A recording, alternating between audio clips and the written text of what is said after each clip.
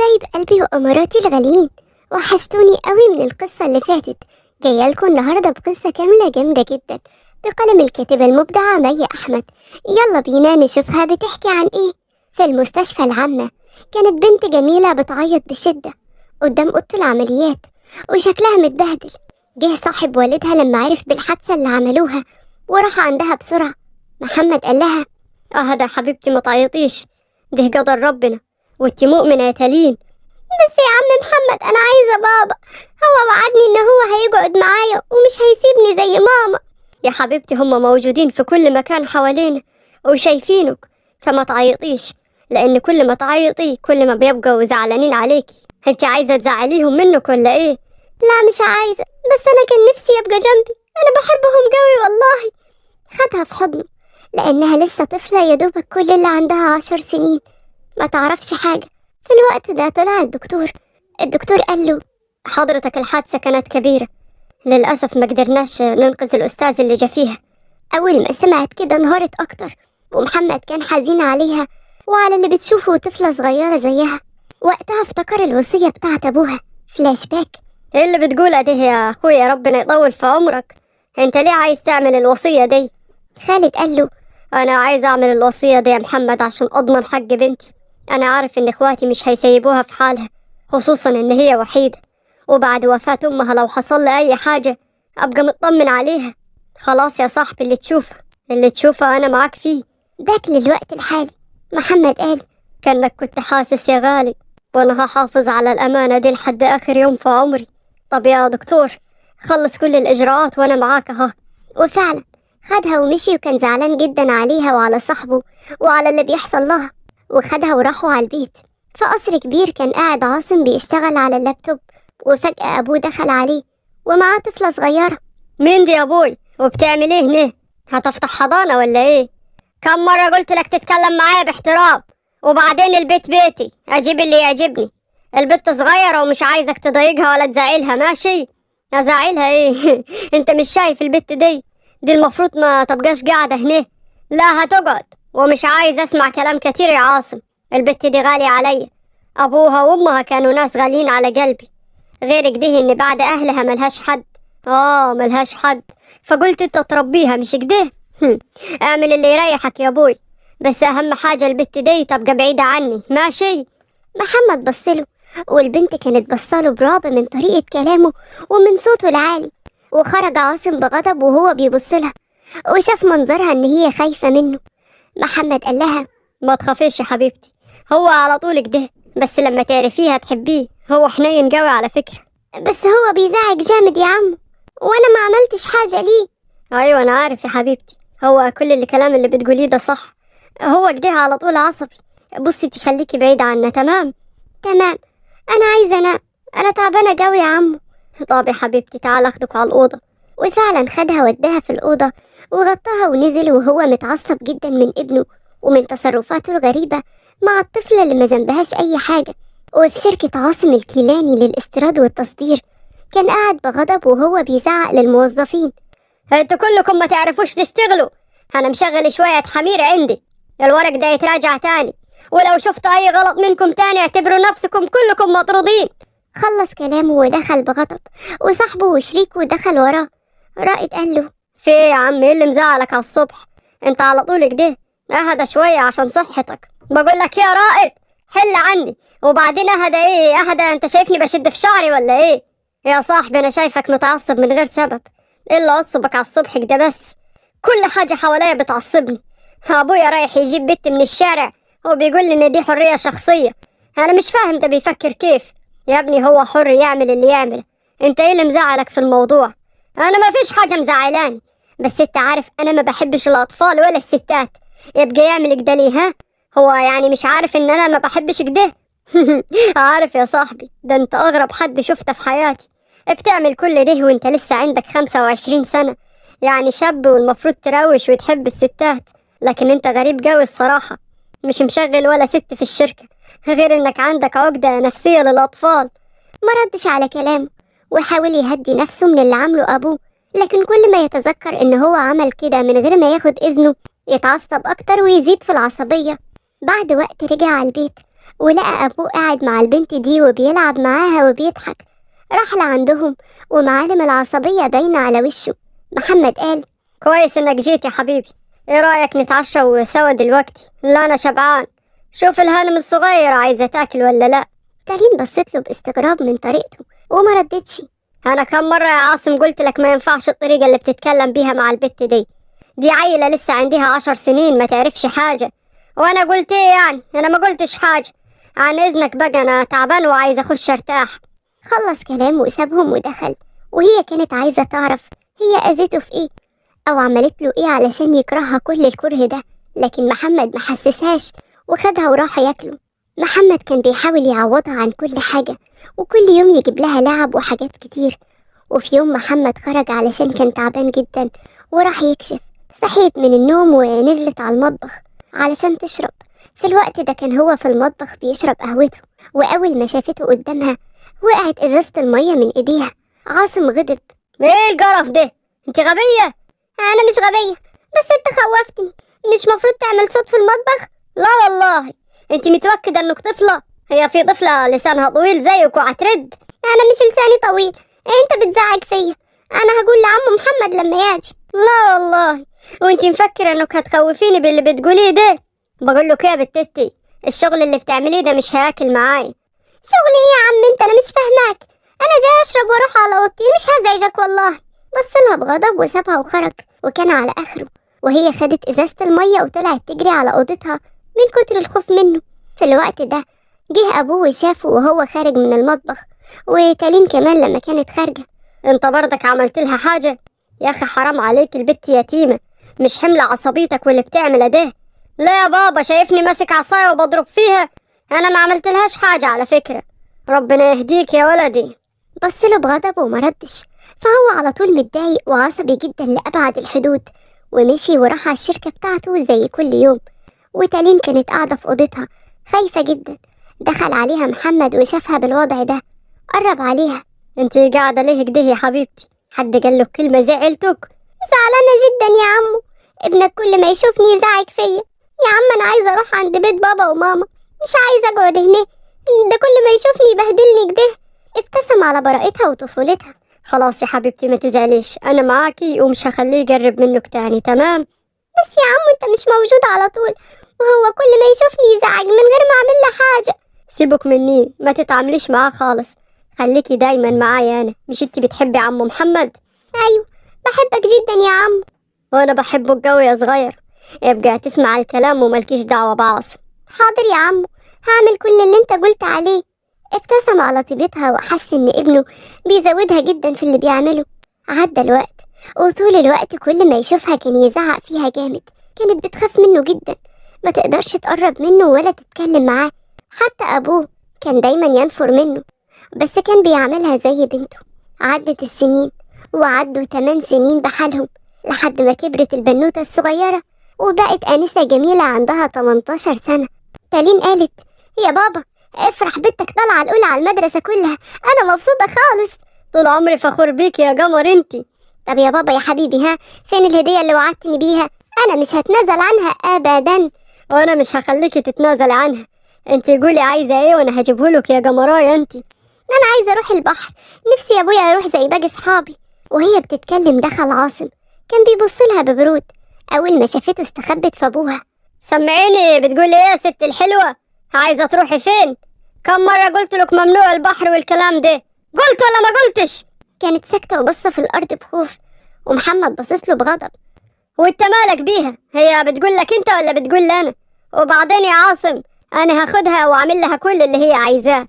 طيب براحتك، عن اذنكم انا طالعة على اوضتي. بعد ما مشي اتنفست بهدوء، لأنها حتى في وجوده ما بتقدرش تاخد نفسها من كتر الخوف. هذا يا بنتي هو مش هياكلك على فكرة، هو طيب قوي بس مش عارف ليه بيعاملك كده، حنين مع الكل والله. معرفش يا بابا والله، بس اللي بدعي دايما بيه ان ربنا يهديه. اهم حاجة عندي انت يا بابا، انت اهم حد في حياتي كلها. ابتسم لها وقعد يضحك على كلامها وخدها في حضنه، وفجأة حس بتعب كبير في قلبه وفضل ياخد نفسه بصعوبة ويكح. انت كويس يا بابا؟ هروح اجيب لك مية. لا لا يا حبيبتي انا كويس، روحي انت بس جهزي نفسك وانا هجهز عشان نروح البحر سوا. ماشي يا بابا. ومشيت تالين وهي مبسوطة بتفوقها ونجاحها. وهي طالعة كانت رايحة أوضتها، لكن فجأة لقيت حد بيشدها وبيدخلها الأوضة. ما أبي عاصم، انت بتشدني كده ليه؟ هو انا مش قلت مفيش بحر؟ ما بتسمعيش الكلام ليه؟ ها، لازم تعاندي وتعصبيني يعني؟ أنا ماليش دعوة، بابا موافق، روح كلمه هو. ليه بتكلمني أنا مالي؟ انت مالك؟ بقول لك ايه، انا كلمتي تتسمع تمام. انت دلوقتي زي الشاطرة تنزلي لابويا وتقولي له انك غيرتي رأيك، والا انت عارفة هعمل ايه. كان قريب جدا منها، كانت بتتنفس بخوف، والأول مرة تبقى قريبة منه كده. من كتر الخوف هزت دماغها بالموافقة وهي مرعوبة منه. شاطرة يا تالين، يلا انزلي واعملي اللي قلتلك عليه. بعد عنها وهي بصت له بصة أخيرة وفتحت الباب ونزلت على تحت على طول. محمد أول ما شافها: مالك يا حبيبتي؟ باين عليكي وشك مخطوف كده ليه؟ أبدا يا بابا. بص أنا خلاص مش عايزة أروح البحر، هو مش حلو أصلا. استغرب تغير رأيها فجأة، وعرف إن أكيد عاصم اللي داخل في الموضوع. خلاص يا حبيبتي، شوفي انت عايزة ايه وانا معاكي. مش عايزة حاجة يا بابا، مش عايزة حاجة. خلصت كلامها وطلعت جري على فوق، والأب ضرب إيديه في بعض وكان حاسس بتعب كبير. انا لازم اتكلم مع عاصم، انا تعبان ولازم اطمن عليها قبل ما اموت. دخل المكتب بتاعه وهو مخطط إنه لازم يتكلم مع ابنه ويوصيه على تالين، خصوصا إنه عارف إن عنده المرض الوحش وإنه مش ضامن عمره. في أوضة تالين كانت بتكلم صاحبتها في التليفون: يا بنتي زي ما قلتلك بيعاملني معاملة غريبة جدا، أنا مش عارفة الإنسان ده هيفضل كده طول عمره ولا إيه. أنا بخاف منه قوي يا نورهان. يا بنتي 100 مرة قلتلك حاولي تتعاملي معاه كأنه مش موجود، صعب عليكي دي، ده احنا البنات دي أسهل حاجة عندينا، عندكم انتي يا أختي مش عندنا خالص. أنا مش عارفة أتعامل معاه أصلا، مش عارفة هتصرف إزاي ولا أعمل إيه. والله انتي حيرتيني يا تالين، قلتلك اتجاهليه إيه، صعب عليكي؟ ما أنا بتجاهل يا بنتي، لكن هو دايما بيجرب مني، وانا بصراحة بخاف لا يأذيني. انت عبيطة يا بنتي، مش انت قلتي انك ايوه حاسة ان هو قاسي لكن طيب، يعني مستحيل يأذيكي، صوت على الفاضي يعني. ربنا يستر. المهم انتوا هتخرجوا متى؟ عشان عايزة اخرج معاكم. والله احنا رايحين عند آية عشان نفرطوا شوية من خنقة البيت، هتاجي معانا؟ خلاص موافقة، هقول لبابا اني هروح عند آية وبيت عنديها يومين. ايوه قولي لك ده، هو كده ولا كده مش هيرفض، لان آية قريبة من العيلة وما عندهاش اخوات ولاد، يعني ولا هو هيرفض ولا كمان سي عاصم. ماشي يا حبيبتي، انا هقفل معاكي دلوقتي. قفلت معاها التليفون ونزلت قالت لوالدها، وطبعا وافق لانه كان تعبان جدا ومش عايزها تشوفه وهو في حالته دي، فما صدق انها تمشي لها يومين. راحت لمت هدومها وخرجت عند صاحبتها. عاصم راح الشركة بتاعته، واخر اليوم رجع ودخل البيت ملقاش حد فيه. دخل على اوضة والده لقاه قاعد على الكرسي. هي يا ابوي انت قاعد في الضلمة كده ليه؟ وفين تالين؟ مش عوايدها يعني انها تنام بدري؟ ولا سيبتك وقالت اروح مكان تاني اتسلى فيه؟ عاصم، 100 مرة قلت لك ما تتكلمش عن تالين كده، ده احنا اللي مربيينها على يدنا، انت المفروض اكتر واحد عارف ان هي مش زي اي بنت. وبعدين انا كنت صاحي عشان مستنيك، وتالين فعلا مش موجودة في البيت. نعم، مش موجودة في البيت كيف يعني؟ امال فين سيادتها؟ وازاي اصلا تخرج من غير ما تقولي؟ نعم يا اخويا، وتقول لك انت ليه؟ ها انت ايه عنديها اصلا؟ انت حتى كلمة حلوة ما بتقولها، عايزها تقول لك رايحة فين وجاية منين؟ بقول لك ايه يا عاصم، دور على اللي انت بتمثله، بس مش لايق عليك اصلا. ها فهدى وتعالى نتكلموا في المفيد. هو ايه بقى المفيد يا ابوي اللي مخليك صاحي ومستني ولدك؟ ولا اقول لك ايه، ما انت من ساعة ما هي جت مش معتبرني ولدك اصلا وبقت هي بنتك. انت عارف انا بحبك قد ايه يا ولدي، مش عشان بهتم بيها انا ابقى نسيتك. انت اصلا عمرك ما كنت مهتم بالاهتمام يا ولدي، طول عمرك قاسي، الاهتمام ما بيطلبش يا ابوي. المهم انت كنت عايزني فيه؟ انا مش فاضي للكلام ده دلوقتي. بص يا ولدي، انا تعبان جدا والايام اللي عايشها معدودة خلاص، فلازم اقول لك اللي فيها وانت تختار. مالك يا ابوي؟ قول لي اللي تعبك وانا اجيب لك احسن دكاترة، بس قول لي مالك، فيك ايه؟ بص يا حبيبي، من غير لف ولا دوران كتير، انا عندي السرطان وفي مرحلة متأخرة قوي، والدكتور قال لي ان فاضل لي في الحياة ايام معدودة، وكل يوم المرض عينهش فيا. كيف يا ابوي ما تقوليش حاجة زي دي؟ انت جاي تقول لي بعد ما خلاص؟ انا مش فاهمك خالص، هو أنا مش ابنك ومهم عندك عشان تبلغني وأجري على علاجك؟ كان بيقول كلامه والدموع متجمعة في عينيه. يا ابني أنا مقدر كل اللي بتقوله، بس اسمعني. أنا اكتشفت المرض وهو أصلا في مرحلة متوخرة، يعني ما كنتش أعرف، وأنا عارفك قوي وعارفك بتحبني، واللي بيحب حد بيعمل حاجات كتيرة علشانه، واللي انت عايزني أعمل عشانك يا أبوي. انت عارف إن تالين بعدي ملهاش حد، عايزك تتجوزها يا عاصم. نعم، اتجوزها ازاي يعني يا أبوي؟ هي انت عارف إن أنا فكرة الجواز والنسوان دي أصلا شايلها من راسي، فازاي هتجوزها وطفلة كمان؟ لا يا أبوي، الموضوع ده تنساه خالص. أبوه مسك إيديه بترجي. عشان خاطر يا ولدي، عشان خاطر اعمل الموضوع ده عشاني. أنا خلاص مش عارف هموت ميتة، وانت الأمل الوحيد يا عاصم عشان أطمن على البنية. دي وصية صاحبي الله يرحمه. كان بيبصله وعايز يرفض، مش عايز أي حاجة تجمعه بيها. هي أصلا بالنسبة له طفلة، مش هتقدر تستحمل قسوته وجبروته، كل اللي حواليه بيهربوا منه، هي يعني هتقدر تستحمله؟ بس هي مش هتقدر ولا توافق أصلا يا أبوي. مش ضروري تقولها، أهم حاجة تبقى جنبها. ها يعني انت عارف أنا ربيتها، كان ممكن أديها لعمامها، لكن عمامها ناس عفشين قوي، كانوا عايزين ياكلوا ورثها. أنا جبتها هنا وكانت تحت وصايت أنا، ودلوقتي هتبقى تحت وصايتك انت. محمد عينيه دمعت ومسح له عاصم دموعه بقلم. كان حابس دموعه ومبين انه قوي ما يقدرش يبكي قدام حد، لكن خد ابوه في حضنه ووعده انه يهتم بيها، وقبل ان هو يتجوزها علشان خاطر ابوه وعلشان خاطر يحميها. لكن يا ترى هيقدر يحميها من نفسه؟ ده اللي هنعرفه. في البيت عند اصحابها كانت بتحكي لهم عن معاملة عاصم ليها. آية قالت: يا بنتي انا مستغربة كل الكلام اللي بتقوليه ده بيدل على انك بتحبيه. طب بتحبيه ازاي وهو بيعاملك بالسوء كده؟ معرفش، انا بحب وبحب قسوته كمان عليا. بحس لما بيتكلم معايا ان حنين، بس بيداري ده ورا القسوة بتاعته. طب يا حبيبتي وانت ناوية تعملي ايه دلوقتي؟ مش عارفة، انا لغاية دلوقتي مش عارفة اعمل ايه في اي حاجة، انصحوني انتوا اعمل ايه.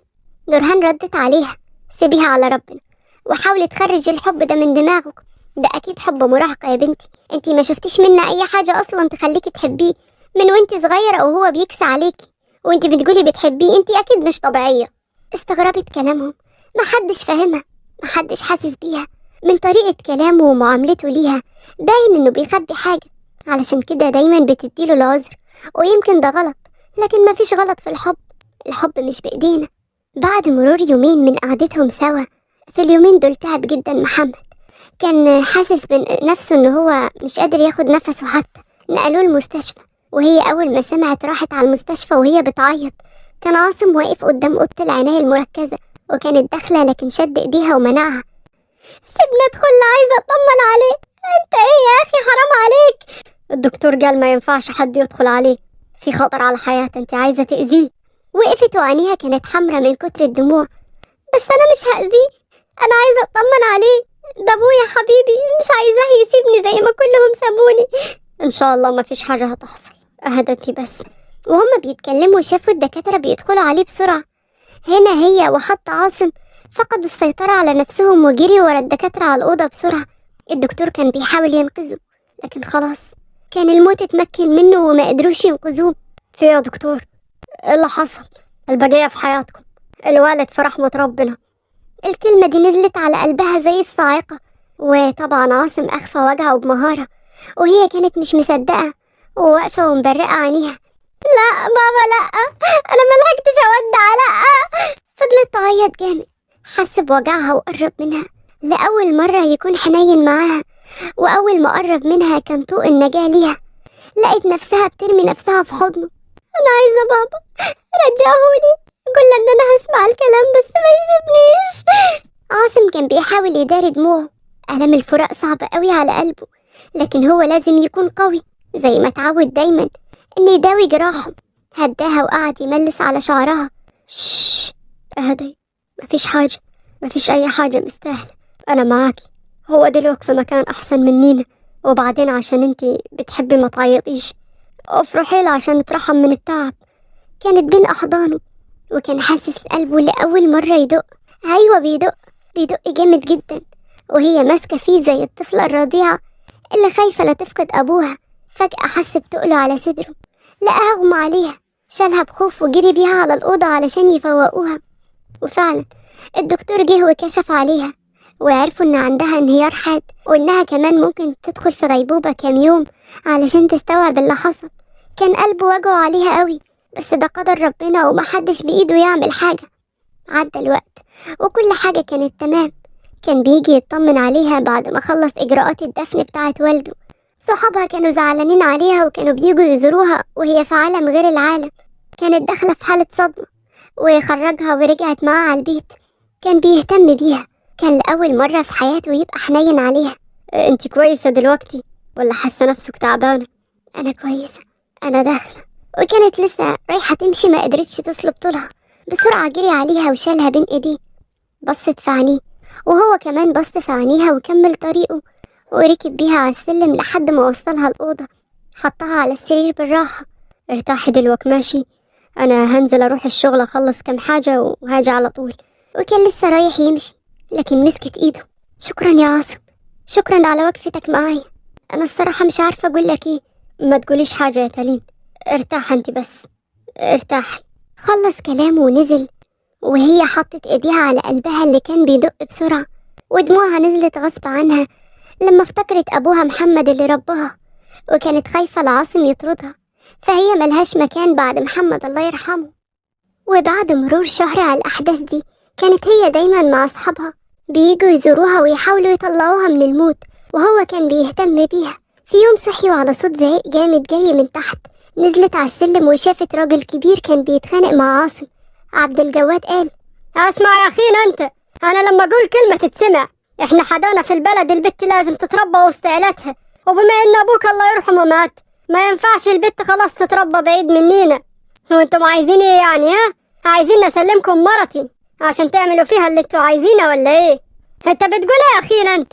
احنا سمحنا لها انها تقعد معاك انت وابوك عشان الوصية، لكن دلوقتي خلاص هناخدوا لحمنا، ولا انت عايز تكوش على ثروتها ولا ايه؟ ثروتين اللي هتتكلم عنيها يا عم انت بتقول ايه؟ كلمة زيادة وهطلب لك البوليس. اللي انت بتتكلم عنها دي تبقى حرم عاصم الكيلاني، يعني كلمة زيادة وهطلعك بره. كانوا بيتكلموا وبيتخانقوا، فجأة سمعوا صوتها وهي بتقول: عاصم، الكلام ده صح؟ عاصم بصلها والتقت عينيهم في نظرة طويلة. كان بيحاول يشرح لها ويفهمها انه بيعمل كده علشان مصلحتها. عبد الجواد قال: ايه ده انت ما تعرفيش؟ طب نتلاقى في المحاكم بقى، يلا يا واد. خلص كلامه ومشي وهو متعصب جدا، وهي قربت من عاصم وعينيها في عينه. تالين، اللي انت سمعتيه ده صح، انت مراتي. بابا قبل ما يموت جوزنا لبعض. يعني انت يا عاصم قبلت انك تتجوزني علشان... ولسه ما كملتش كلامها لما لقيته بيبصلها بحدة وبيتكلم. لا طبعا، اوعي تفكري باي حاجة. انا اتجوزتك عشان ابوكي قبل ما يموت كان كاتب لك كل امواله، وزي ما شفتي اعمامك عايزين يكوشوا على فلوسك، لكن انا عمري ما هعتبرك مرتي. انت بالنسبة لي طفلة. انا كمان مستحيل اعتبرك زوجي. الجواز ده على الورق وبس، واول ما تم 21 سنة هبقى مسؤولة عن نفسي، وساعتها هبقى اشوف حد يحبني ويستاهلني. كلامها عصبه جدا، عايزة تروح لحد غيره، عايزة تبقى ملك حد غيره، وبتقولها بكل بساطة. مسكها بعصبية وقال لها: نعم، عايزة تروحي لحد غيري وتبقى مع راجل تاني ولا ايه؟ ولا يكون في حد في حياتك؟ ايه اللي انت بتقوله ده؟ انا بقول اللي هيحصل في المستقبل، لكن انا ما قصديش اي حاجة من اللي انت فهمتها. ماشي يا تولين، لكن طالما انت دلوقتي عرفتي انك بقيتي مرتي يبقى تحترمي ده، ماشي؟ تالين بصيت له بدموع. ماشي، هعمل كل اللي انت قلت عليه، بعد اذنك. خلصت كلام وجريت على اوضتها. كان نفسها يقول لها ان هو اتجوزها علشان يحميها ويفضل جنبها، مش عشان المسؤولية. اما هو كان متعصب جدا من كلامها. عايزة تروح لحد غيره، عايزة تبقى مع حد تاني. هي لسه ما شافتش الجحيم القاسي اللي هتعيش فيه، وهيعيشوا لحظة بلحظة. بعد مرور وقت رجعت الحياة عادية جدا. كانت بتخرج مع أصحابها، لكن لبسها اتغير لأنه حكم عليها تلبس دريسات واسعة وطرحة طويلة. تالين قالت: أنا مش فاهمة، انت ده ايه دخلك في لبسي؟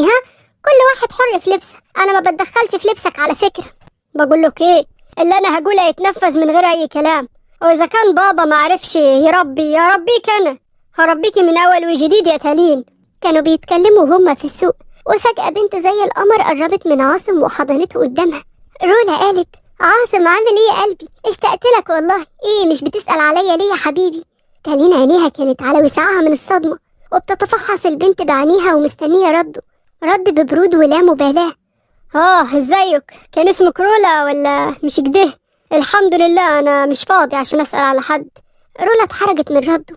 يعني مش حد يا عاصم، انت نسيت اللي بينا ولا ايه؟ تالين عينيها وسعت اكتر، كانت مستنية تسمع الرد، كانت بصاله وبكل برود وثقة اتكلم. قلت لك مش فاضي ومش فاكر، ويمكن كانت علاقة عابرة وانتهت. انت ليه معلقة معاكي يعني؟ البنت اتضايقت جدا ومشيت على طول. تالين كانت واقفة بغضب. نجيتي اللي عايزاه ولا هنفضل النهار كله في السوق نشتروا؟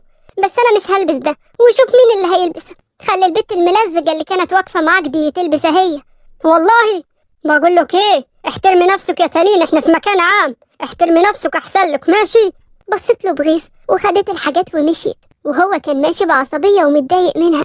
في الوقت ده ظهر صحابها البنات، أول ما شافتهم جريت عليهم وحضنتهم، قعدوا يضحكوا ويهزروا سوا. هو كان ماشي قدامهم، وفجأة وهم ماشيين في ولد راح لعندهم.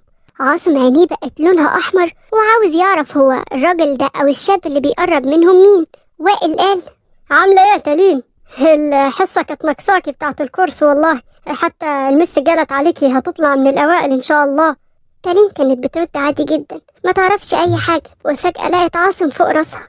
بعد إذنك، احنا متأخرين وعايزين نمشي، يلا بينا والله هنفضل النهار كله في السوق. خافت من نبرته وخرجت معاه، وهي بتدعي ربنا إن الموقف يعدي على خير.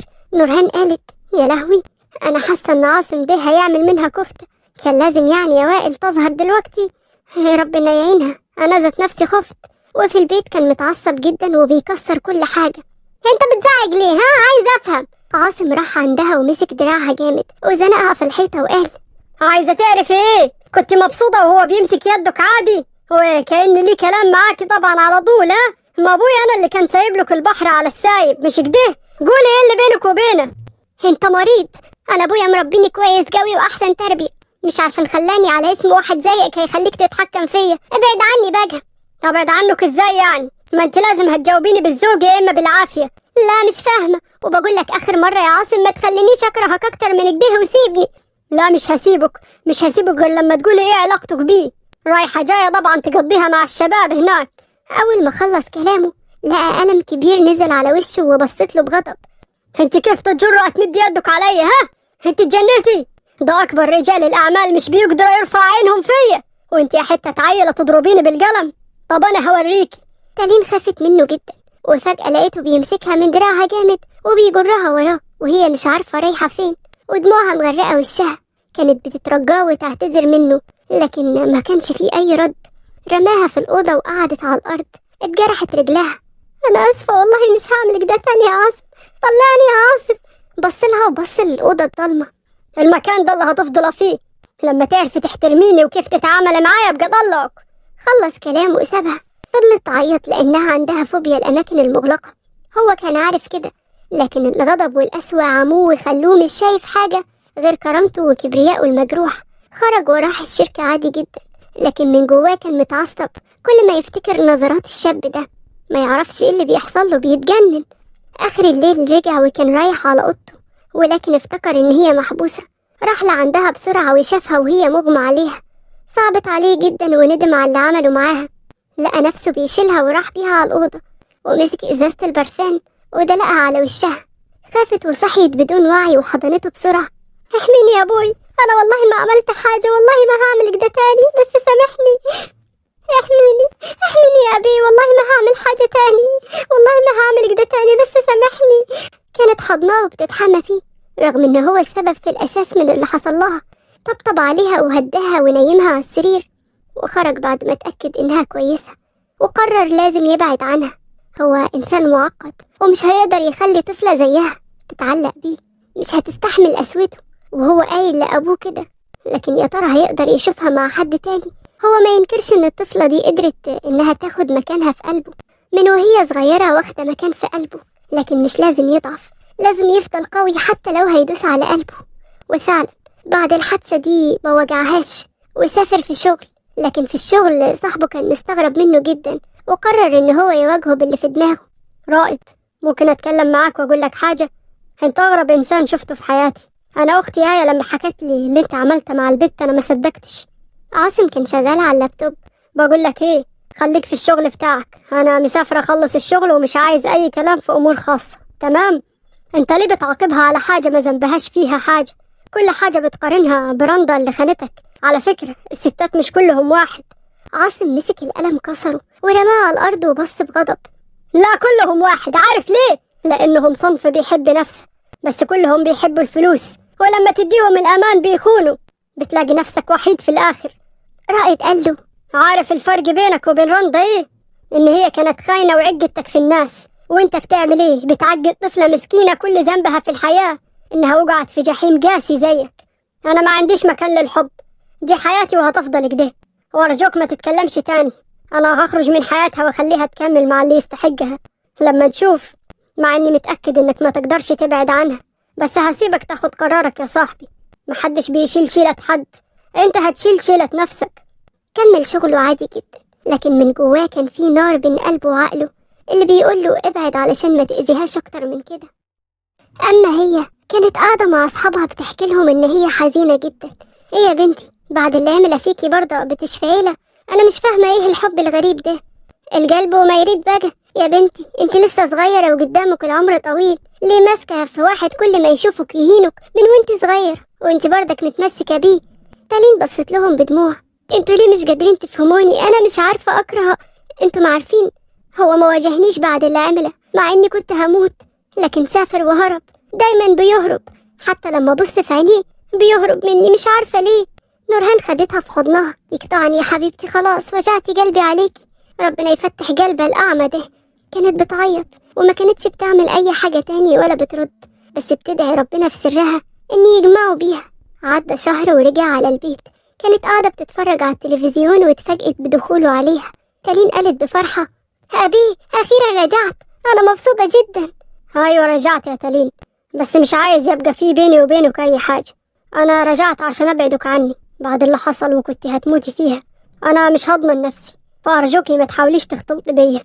للدرجة دي أنا تقيلة عليك؟ عادي، أنا ممكن ألم هدومي وأمشي، أنت مش مضطر إنك تهرب مني يا أستاذ عاصم. أنا آسفة. انتي غبية مش بتفهمي، بقولك ابعدي عني عشان ما تتأذيش. وأنا قلت لك لو أنا هتأذي وأنا جنبك أنا مبسوطة، لكن أنت دايما بتهرب. قولي بتهرب ليه؟ عشان قلبي لسه بينزف، قلبي مش حمل جرح جديد. هتقدر انت تداوي الجرح ده؟ تالين قربت ومسكت ايده. انا مستعدة اعمل اي حاجة بس عشان افضل جنبك ومعاك، ما تسيبنيش. عاصم استغرب من تالين. صغيرة ومش عارفة خطورة اللي انت بتعمليه، انت لو دخلتي جحيمي مش هتستحمليني. بس انا بقولك عايز ابقى معاك وهقدر انسيك. انا بحبك يا عاصم، اديني فرصة بقى. كلامها ونبرة صوتها ونظراتها كانت كلها بتوحي قد ايه هي بتحبه، ولقى نفسه بيشدها لحضنه وبيعلن انتصار قلبه. لكن يا ترى هتقدر تستحمله فعلا ولا لأ؟ عدوا سنتين. كان بيعاملها زي الأميرة، لكن في نفس الوقت كان بيعاملها بأسوأ أحيانا بسبب غيرته وشكه، بسبب أمراضه النفسية اللي عنده. وفي يوم اتأخرت جامد جدا برا ورجعت وكانت تعبانة. كان واقف مستنيها في الصالون. طبعا الهانم قافلة تليفونها ليه؟ عشان معرفش أكلمها. ماسكة التليفون ليه وقافلاه ليه إن شاء الله؟ انت بتزعجلي ليه؟ انا قفلت التليفون عشان كنت في حصة في السنتر وما كانش ينفع افتحه. وانا اتفلق مش كده؟ قلت لك 100 مرة لما تروحي اي مكان التليفون يبقى مفتوح، صح ولا لا؟ انا اسفة والله ما كانش قصدي. انت دايما مش قصدك، هو انا اللي بزودها؟ ما انا مريض مش كده؟ عاصم انت بتتكلم كده ليه؟ انا مش قصدي حاجة والله، انا اسفة. مهما تقولي مش هيوصلك المشاعر اللي انا كنت بحسها وانا خايف عليكي، ما انت مش بتحسي بيا. تالين قربت منه وحضنته علشان يهدى، لكن بعدها عنه بأسوأ وسابها وطلع أوضتهم. كانت مستغربة ومش عارفة تعمل ايه. بتحبه لكن مش قادرة تحتويه، حتى بعد السنين اللي قضيتهم معاه مش قادرة تداويه ولا عارفة تعالج الأمراض الغريبة اللي عنده. طلعت عنده وحاولت تراضيه، وفعلا جت على نفسها مع إنها مش غلطانة. حضنته لحد ما هدي ونام في حضنها، ودي ما كانتش أول مرة يعملها. على طول بيضايقها بشكه وغيرته اللي ما كانتش طبيعية. لكن وصلوا للنهاية لما حد من زمايلها جه عشان يتقدم لها منه، وهو جه على البيت متعصب جدا. تعالي لي يا هانم، ده ليلة ابوكي سودة. طبعا هو انا اللي كنت بقى بقول لك روحي وتعالى براحتك، هتريكي ماشية على حل شعرك. انت بتقولي ايه اللي بتقوله ده؟ انت واعي نفسك بتقولي يا عاصم؟ انت لسه شفتي حاجة؟ ده انا لسه هوريك الجنان كله دلوك. واحد يا هانم جاي يتقدم لك، ها؟ ما انت مش لابسه دبله ولا اي نيله حتى. لا لابسها على فكرة، بس هو اللي ما دقكش. انت بدل ما تزعق فيا ما تروح تزعق له هو. هو زعق فيه هو ليه؟ ها؟ انا زعق في اللي مش محترمه جوزها. تالين هنا خلاص كانت تعبت منه ومن شكوكه ومن اسلوبه، خصوصا لما ضربها بالقلم ضربة قوية. انت بتضربني يا عاصم؟ طب ابقى افتكر ان انا حاولت كتير معاك، لكن مفيش مرة جيت على نفسك فيها عشاني. كان كل امل اعيش معاك حتى لو كان في قسوتك، بس انت فضلت على قسوتك دي وفضلتها على حبي. في 60,000 داهية. انا خلاص تعبت منك، وكمان عاملة نفسك مغموسة براحتك. الكلام ده جرحها جدا، وراحت لمت هدومها ومشيت على طول من غير ما تتكلم، وهو قاعد يكسر في كل حاجة. بعدها راح لعندها لأنه حس إنه زودها، لكن ملقاهاش. فضل يرن عليها وعلى أصحابها كلهم وملقاهاش في أي مكان. راح لرائد عشان هو اللي ممكن يكون عارف مكانها، لأن أخته آية صاحبتها وأكيد بتقوله كل حاجة. ما تسألنيش عن مكان اي حد، انا قلت لك انك هتندم بعد ما كل حاجة تروح من يدك، لكن انت ما صدقتنيش يا صاحبي. يعني الارض انشقت وبلعتها، انا عايز اعرف هي فين. مش دلوقتي يا عاصم، سيبها لحد ما ترتاح وانا اللي هوديك لحد عنديها. وفعلا عاصم مشي، كان بيلوم نفسه. هي عمرها ما عملت أي حاجة تأذيه، بالعكس كانت واقفة جنبه. حتى وهي صغيرة كانت بتحاول تقرب منه، لكن هو قسوته وشكوكه دايما كانوا سابقينها. زعل من نفسه جدا، وعدى شهرين كاملين وهو ما يعرفش عنها حاجة. كان هيتجنن ويعرف عنها أي حاجة، لحد ما في يوم تعب جدا لأن عنده السكر ونقلوه على المستشفى. هي أول ما عرفت كده قلبها رق تاني ليه، وراحت عنده بلهفة: عاصم انت كويس؟ ايه ده انت فين؟ لما دخلت الأوضة ما لقيتهوش على السرير استغربت. عاصم ظهر من وراها وقال: ايوه كويس، يعني كان لازم اعمل نفسي عيان عشان تاجي. انا اسف يا تالين، اسف على كل حاجة عملتها فيكي. انت جرحتني قوي يا عاصم، حرام عليك، ده انا كنت بحبك. يعني دلوك خلاص مش بتحبيني يا تالين؟ الحب راح خلاص. الحب عمره ما يروح يا عاصم، بالعكس ربنا ربطنا ببعض اكتر وربطني بجحيمك للأبد. انا حامل يا عاصم وشايلة ابنك جوايا. تالين انا بحبك واسف على كل حاجة عملتها معاكي. انا عارف ان قلبك كبير وهتسامحيني. هتسامحيني ولا لا؟ انا عمري ما اجي عليك يا عاصم، قلبي حب قسوتك مش بايدي. بحبك يا عاصم. وانا بحبك قوي يا تالين، ما تبعديش عني. احنا قبل ما نبدأ حكايتنا مع بعض انت لازم تتعالج يا عاصم. هتتعالج عشان خاطري وعشان خاطر ولدنا اللي جاي. كان القرار ده صعب عليه، بس حبيبته وقفت جنبه وتخلت عن كرامتها وكل حاجة عشانه، وهو مش هيتخلى عن كبريائه علشانها. وافق وفعلا بدأ يتعالج مع دكتور نفساني، وهي كانت واقفة جنبه. وكانت بسبب علاقة ماضية الأمراض دي كلها، لكن بحب طفلته وتمسكها بيه قدر يعدي كل الصعب. وبعد مرور 3 شهور في أفخم قاعات الأفراح كانت بترقص معاه وأصحابها وسطيهم. عاصم قال لها: بعشقك يا طفلتي، فرحان جدا إن ربنا رزقني بأحلى زوجة في حياتي كلها. وأنا مبسوطة جدا بيك، ربنا وفق لينا كل حاجة عشان نبقى مع بعض يا عاصم. بحبك يا حبيبتي وبنتي ودنيتي كلها. الكل فرح إن الطفلة دي قدرت إنها تدخل قلب القاسي وتغيره وتخليه عاشق مجنون بيها. وكده تبقى انتهت قصتنا اللي أتمنى تكون عجبتكم. يمكن كتير يقول البطلة ما عندهاش كرامة وليه راضية بكل ده، بس للأسف الحب مش بإيدينا، وهي حبته منذ طفولتها ومش قادرة تستغنى عنه، ووقفت معاه لحد ما خلته إنسان سوي وسليم وكويس، وكانت شايفة إنه يستاهل فرصة جديدة. ولحد هنا أقول لكم هتوحشوني لحد ما نتقابل في القصة الجاية.